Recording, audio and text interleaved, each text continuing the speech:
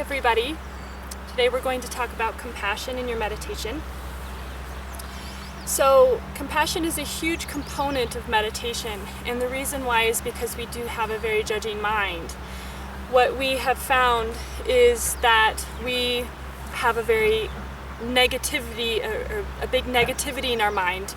Rick Hansen, who's a neuroscientist that I follow, has called it the negativity bias, where because of evolution and survival, we really have come to a place where we're just really judging, and we're very negative, because negative things are threats. And threats, if we watch out for threats, then we stay alive and we stay safe. So when you look at your mind and when you look at the fact that you go to a negative place before you go to a positive place, please know that that's because you have an evolved brain. That's why you've survived through our species through however many generations. So what I'm going to talk about today is compassion and how to bring compassion into your meditation practice. Meditation is, like we've gone over in the past, it really is just being able to pull away from thoughts and stay with breath. However, sometimes some thoughts are really negative and they're really difficult to get rid of, and not necessarily get rid of, but to let go of or to not be so attached to. And compassion can really help us. So I use a standard definition of compassion. There are 3 sentences. We're going to go over this in a compassion practice. The first sentence is, "May I be free from my suffering."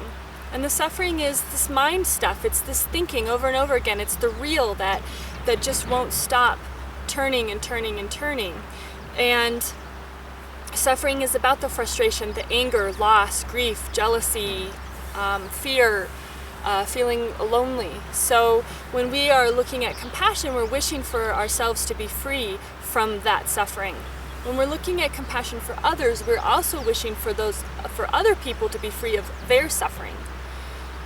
There's a woman named Joan Roshi Halifax who's been studying compassion because she's been doing a lot of work in the hospice field and has found that a lot of times we don't have the right type of compassion when we have compassion for others or for ourselves, we're wishing outcomes to happen, or that life out here goes differently, and that's not really what compassion is about. Compassion is truly wishing ourselves and for others to be free of their suffering and to be free of our suffering.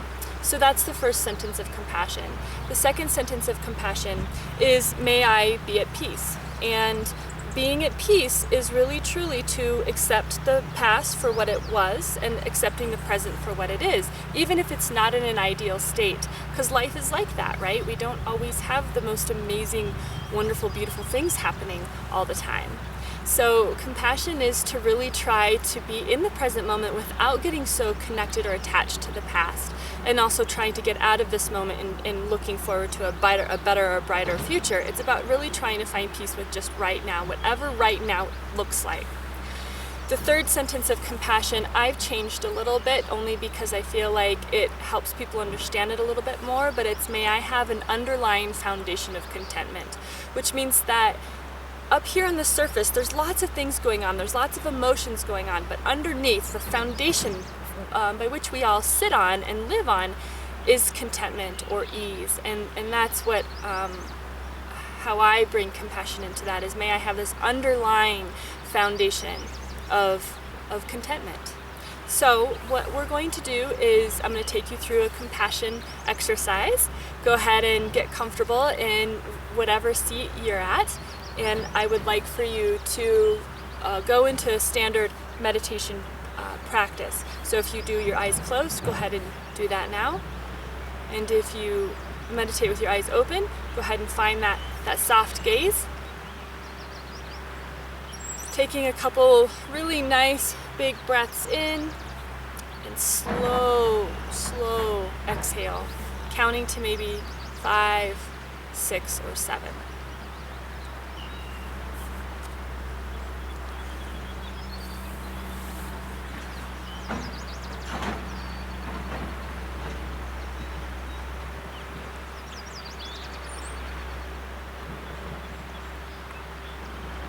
Going to work on compassion for ourselves. So at this point in time, with your eyes closed and just breathing nice, naturally and easily,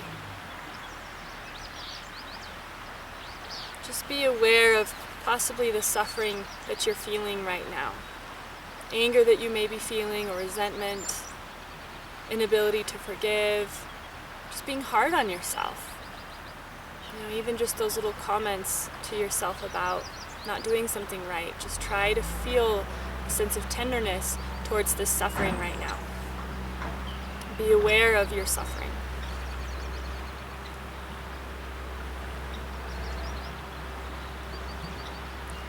And we're going to move into the first sentence of compassion, which is, may I be free from my suffering. So I would like for you, in your own mind, with your breath, breathing in and out, may I be free from my suffering.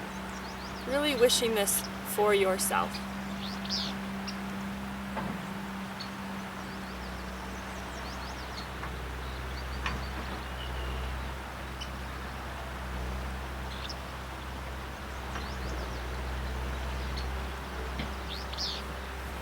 What I would like to let you know is that research has shown us that even if you can't actually feel compassion in your body, but if you have the intention of feeling it and thinking it, you're still highlighting the same area of your brain, which is on the right side, your medial side of your prefrontal cortex, which is great. They've been able to identify that even having the intention of feeling compassion for yourself, you're doing the work in your brain.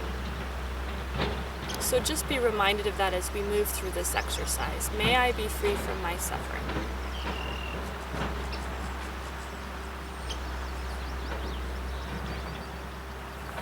Second sentence is, may I be at peace. May I be at peace for all that was and all that is. May I find peace.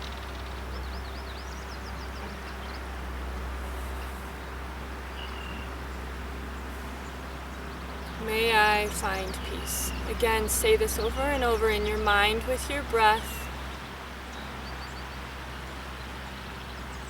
Another sentence that I use to describe this is, I'm doing the best I can with what I have in this moment.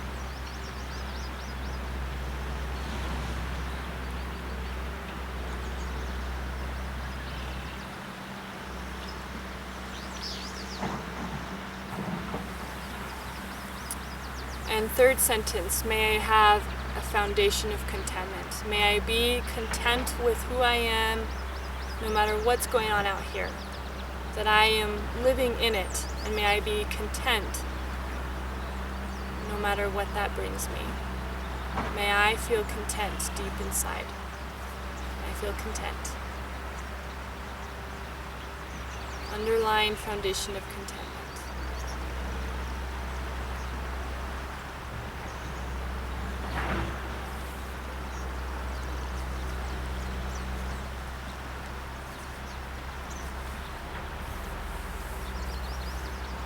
Go ahead and bring your attention back to your breathing, letting go of the contemplative part or the talking part, and just find your breath again.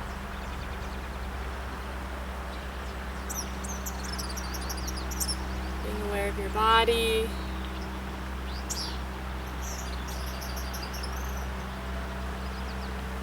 If you have your eyes closed, go ahead and gently open them.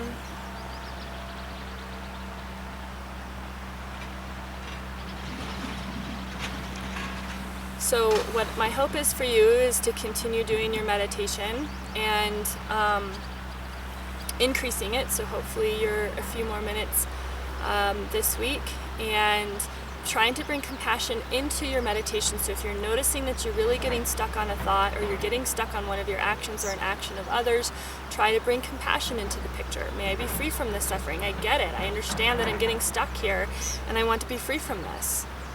And oftentimes compassion is about not accepting the present moment and the messiness that it brings. So just to be aware of that. There is some really great research out there on compassion. Gail Desbordes has been researching compassion at Harvard. She's going to be speaking in Steamboat in October, and so there's a lot of really great pieces about compassion and how it's healing. She's studying specifically how it's affecting the stress system. So compassion is a very important and very healing piece of meditation. Very, very important. So good luck to you. Stay compassionate.